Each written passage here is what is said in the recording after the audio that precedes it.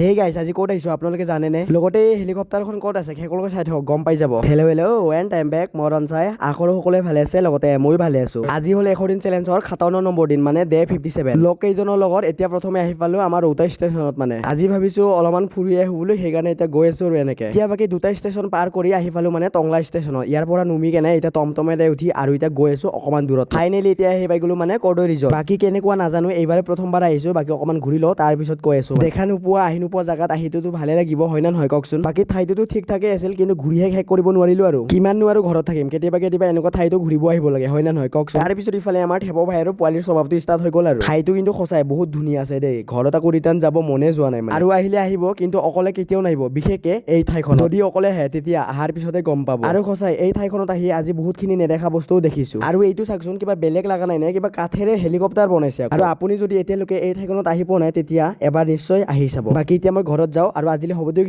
Next এটা ভিডিঅ'ত লগ পাইছো। জয় অসম, জয় জুবিন দা, বাই।